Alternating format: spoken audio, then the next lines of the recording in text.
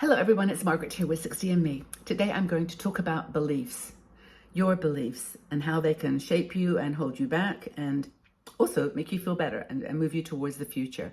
I think that we all have beliefs that are grounded on so many different experiences.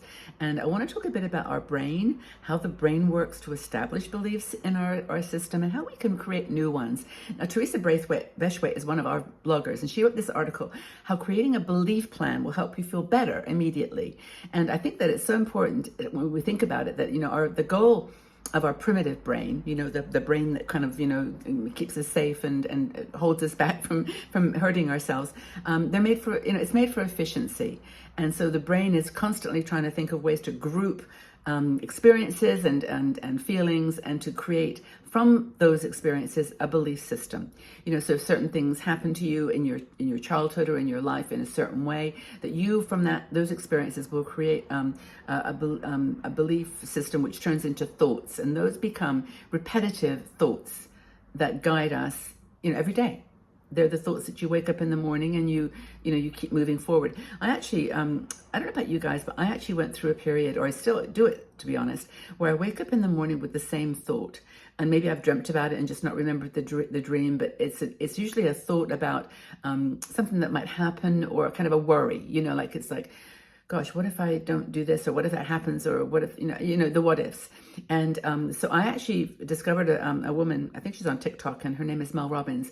And she does this strategy where she says, when that happens, when you're getting into a thought process, that like it's your brain has done this, I'm going to protect you. Just, don't forget that this happened yesterday and that you don't want it to happen again today. So don't do that.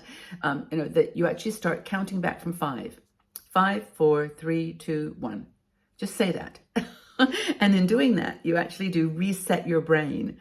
And so we don't think that everything we think is true. And that's kind of what the brain hopes you'll do. Like, don't go out and do that because yesterday you tripped and whatever. So never, ever go out with those shoes on again. Throw those shoes away. Whatever. The brain, poor little thing, poor big thing, important thing, is just trying to help you to stay safe. That's its job. But brains establish your beliefs, which are, sort of trained thoughts, practiced thoughts. And so how can you actually take those things that happen to you in your life and, create thoughts that work to shape a belief system that is optimistic, that is hopeful, that is, where you are in control of your life, where you're making the decisions day after day to shape your life. Thoughts are, they're optional. Teresa says this in her article. They're optional. Like, you create your thoughts, and your thoughts create your actions. No one else is telling you from outside. You may be reading something, you may get some inspiration from somewhere, but you're basically shaping your own thoughts. It's up to you. And I think, they're just not always the accurate truth. So if you feel like you're spinning out of control, that you're, not able to sort of do the things you love because you've got these beliefs that something's going to happen, or that you just don't believe in yourself, that you're not able to do it, you're not strong enough, you're not confident enough. I know Teresa's got some ideas in her article where she talks about retraining your brain, basically, because your thoughts lead into actions, and if your thoughts are holding you back, your actions are going to be limited too. So basically, she says, let's change the way we think about this. And I'm looking at my notes. She says, thank your brain. She says, I got it. I've got this. You don't have to help me. You don't have to, do it for me. And I've got this. My belief plan is in action. I have got a belief plan, and just doing that makes you feel like you're in control. Like, you are the one that's doing this, and you can shape it. So how do you create a belief plan? Well, a belief plan is actually better than a to-do list, which is kind of a obvious thing, right? But the to-do list is, buy the food, do the shopping, call this person, fill in that paperwork. It's a very black and white thing. It's got no why behind it. Like, why are you doing those things? Like, what is important to you? And I know we talk about this a lot on 60andme, but I really honestly feel it's so true that you've got to believe that there's possibility, that there's a new world out there. And I know so many women in our community are doing, they're in rhythms, and they're thinking, like they're looking after someone, or they've got an adult child who's, they become estranged from, or you've got some mobility issue, or you've got something going on in your life that you feel just holds you back. I can't do that because. Exercise is a good example. I can't do yoga because I'm just too stiff. I've got this, this sciatic nerve, or I've got a pain in my leg. I can't do yoga. I can't do Pilates. But you can do chair yoga. You can do. There's like a belief system that if you believe that you are capable of doing something, and you totally ignore your brain, go away. Don't tell me that I can't do it because I have a sore back or because I can't do this. I am not, by the way, saying that if you've got a mobility issue, it's not real, or that you shouldn't pay attention to it. But there's a spectrum of things that you can modify, that you can change, that you can do. And the most important thing that she talks about here is knowing that you're strong, that every decision you make is your decision, and that you've got some ways you can restate that. And they all involve two words: I will or I am. Will or am.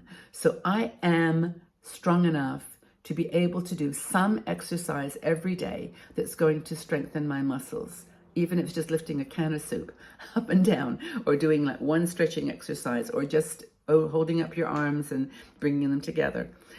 I am strong enough to do something like that every single day. Another one, this is, and by the way, I'm not trying to be schmaltzy, but these are real. I am worthy of happiness. That's my belief system. I am worthy of happiness. I do not have to be sad. I do not have to be depressed. Yes, there are things that are really, really on top of me that I'm feeling out of control, but I am capable and worthy of happiness. I will give myself permission to dream again. I will give myself permission to say no to that person if they will ask me to do something I don't want to do. I will be strong enough to turn down an offer or turn down something that I know isn't right for me at this time in my life. I will be able to. So it's that I will or I am. I will make good decisions. I think I mentioned this woman, Mel Robbins, earlier about, she actually talks about these, this thing that nobody's going to show up at your door and tell you not to do something. No one's going to say, don't exercise, or no one's going to show up and say, would you like to come and have coffee? You have to say, I am capable of meeting a stranger and having a cup of coffee. I am capable. I'm strong enough to join a meetup group and meet perfect strangers and have a conversation. Or I will, believe that the best is yet to come. Oh my goodness. So many, I think when we get to be 60, think we've done it. What can I do now? I've made mistakes. I've got regrets. I did something really stupid. I did this thing that I'm never going to forgive myself for. But let's build a belief plan. Let's do it right now. So grab a piece of paper, and this is what you have to do. Create your plan with some of those, with at least like 3 I am capable of, I am strong enough to, I am willing to, or I will start to do this, or I will not, allow myself to be drawn into that conversation or with that person again. I will, I am. Put 3 sentences that say those words. Then read your belief plan every day and pause when some may be bringing you to tears, or when they make you feel sad, or they make you feel like you need to breathe. 5, 4, 3, 2, 1. Do not make a belief or a unicorn plan.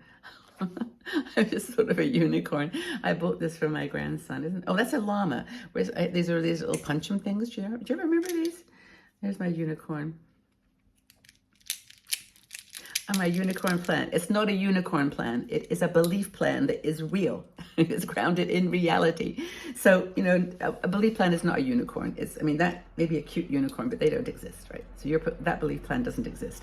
So what thoughts are you having that are holding you back from living the life that you want? Please leave some comments in the section below, and look out for other people's comments too. Let's love each other here. Let's be kind.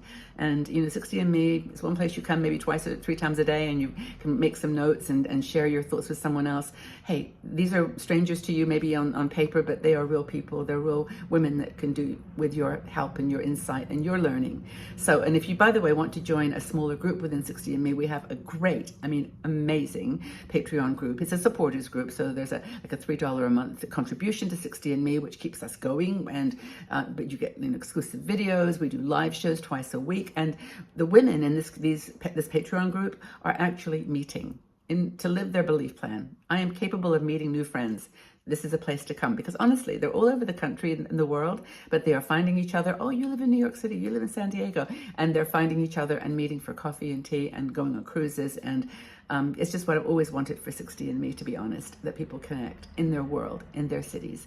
So if you're interested, it's patreon.com/60andme. The details are in the description box under this video, and look forward to maybe seeing you there one day. Take really good care, everybody. Thank you for listening, and I'd like to look forward to learning more about your belief plan. Take good care. Lots of love.